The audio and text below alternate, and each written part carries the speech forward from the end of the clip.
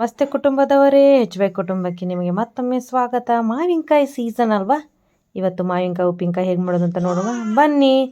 ಮೊದಲಿಗೆ ನಾವಿಲ್ಲಿ 5 kg ಮಾವಿನಕಾಯಿನ ತೊಗೊಂಡಿದ್ವಿ. ಆನಂತರ 5 ಎಸಳು ಕರಿಬೇವು ಸೊಪ್ಪು, 50 ಗ್ರಾಮ್ ಬೆಳ್ಳುಳ್ಳಿ, ಖಾರದ ಪುಡಿ, ಸಾಸಿವೆ, ಬೆಲ್ಲ, ಅರಿಶಿನ ಮತ್ತು ತಕ್ಕಷ್ಟು ಉಪ್ಪನ್ನು ಕೂಡ ನಾವು ಇದಕ್ಕೆ ಸೇರಿಸ್ಕೋಬೇಕಾಗುತ್ತೆ. ಇಂಗ್ರೀಡಿಯೆಂಟ್ಸ್ ಲಿಸ್ಟನ್ನ ಬೈದಲ್ಲೂ ಕೊಟ್ಟಿರ್ತೀನಿ, ಸ್ಕ್ರೀನಲ್ಲೂ ಹಾಕಿರ್ತೀನಿ, ನೋಡ್ಕೊಳ್ಳಿ. ಅದಾದಮೇಲೆ ಮೆಟ್ಟುಕತ್ತಿಯ ಸಹಾಯದಿಂದ ನಾವಿಲ್ಲಿ ಮೀಡಿಯಮ್ ಆಗಿ ಮಾವಿನಕಾಯಿನ ಚಿಕ್ಕ ಚಿಕ್ಕದಾಗಿ ಕಟ್ ಮಾಡ್ಕೋಬೇಕು ಸ್ನೇಹಿತರೆ. ಈಗ ಮಾವಿನಕಾಯಿ ಸೀಸನ್ ಅಲ್ವಾ? ಮಾವಿನಕಾಯಿ ಸೀಸನ್ ಮುಗಿಯೋದ್ರೊಳಗೆ ನಾವು ಉಪ್ಪಿನಕಾಯಿ ಹಾಕಿಟ್ಕೊಂಡ್ರೆ 1 ವರ್ಷದ ಗಂಟಲೆ ನಾವು ಸ್ಟೋರ್ ಮಾಡಿ ತಿನ್ಬೋದು. ನಿಮಗೆ ಎಷ್ಟು ಬೇಕೋ ಅಷ್ಟು ನೀವು ಮಾಡ್ಕೋಬೋದು ಸ್ನೇಹಿತರೆ. ನಾವಿಲ್ಲಿ 5 kg ಮಾಡ್ಕೊಳ್ತಾ ಇದ್ದೀವಿ. ಅದಕ್ಕೆ ತಕ್ಕ ಹಾಗೆ ನಾವು ಇದಕ್ಕೆ ಸಾಮಗ್ರಿಗಳನ್ನು ಹಾಕ್ಕೊಳ್ತಾ ಇದ್ದೀವಿ. ನೀವೇನಾದರೂ ಸ್ವಲ್ಪ ಪ್ರಮಾಣದಲ್ಲಿ ಮಾಡ್ತೇವೆ ಅಂದರೆ ನೀವು ಸ್ವಲ್ಪ ಪ್ರಮಾಣದಲ್ಲಿ ಈ ಇಂಗ್ರೀಡಿಯೆಂಟ್ಸ್ನ ಯೂಸ್ ಮಾಡಿ. ಪುಡಿ ಮಾಡಿದಂಥ ಬೆಲ್ಲವನ್ನು ಕೂಡ ಸೇರಿಸ್ಕೊಳ್ತಾ ಇದ್ದೀವಿ ನಾವು ಇದಕ್ಕೆ. ರುಚಿಗೆ ತಕ್ಕಷ್ಟು ಉಪ್ಪನ್ನ ಆ್ಯಡ್ ಮಾಡಿ 1-2 ಅವರ್ ಇದು ಚೆನ್ನಾಗಿ ನೆನೆಯಬೇಕು ಸ್ನೇಹಿತರೆ. ಅಂದರೆ ಇದೆಲ್ಲ ಹೀರ್ಕೋಬೇಕು. ಆಮೇಲೆ ಬೆಲ್ಲನೂ ಕೂಡ ನೀರು ಬಿಟ್ಕೊಳ್ಳುತ್ತೆ, ನೀಟಾಗಿ ಕರಗುತ್ತೆ ಸ್ನೇಹಿತರೆ.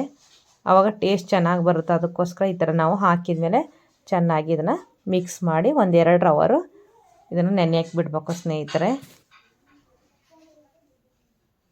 ನೀವಿನ್ನೂ ನಮ್ಮ ಚಾನಲ್ನ ಸಬ್ಸ್ಕ್ರೈಬ್ ಆಗಿಲ್ಲ ಅಂದರೆ ದಯಮಾಡಿ ಸಬ್ಸ್ಕ್ರೈಬ್ ಆಗಿ.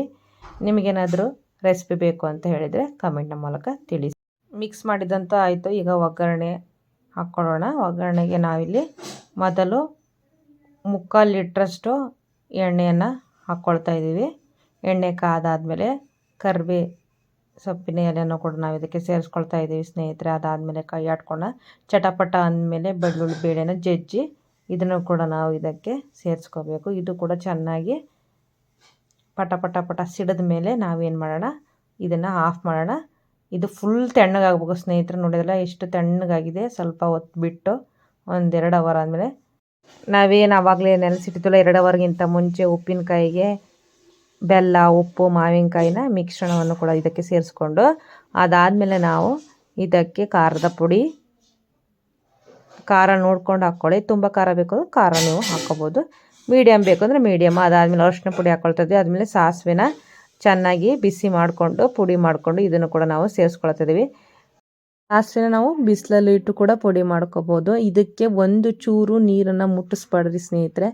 ನೀರನ್ನ ಮುಟ್ಟಿಸಿದ್ವಿ ಅಂದರೆ ನೀರು ಹಾಕಿದ್ವಿ ಅಂತ ಹೇಳಿದರೆ ಉಪ್ಪಿನಕಾಯಿ ಭಾಳ ದಿನ ಬಾಳಿಕೆ ಬರಲ್ಲ. ಅದಕ್ಕೋಸ್ಕರ ಇದು ಡೇ ಇವತ್ತು ಉಪ್ಪಿನಕಾಯಿ ಹಾಕಿದ್ವಿ ಅಂತ ಹೇಳಿದರೆ ನಾಳೆ ಬೆಳಗ್ಗೆ ತಿಂದರೆ ತುಂಬ ಟೇಸ್ಟಾಗಿರುತ್ತೆ.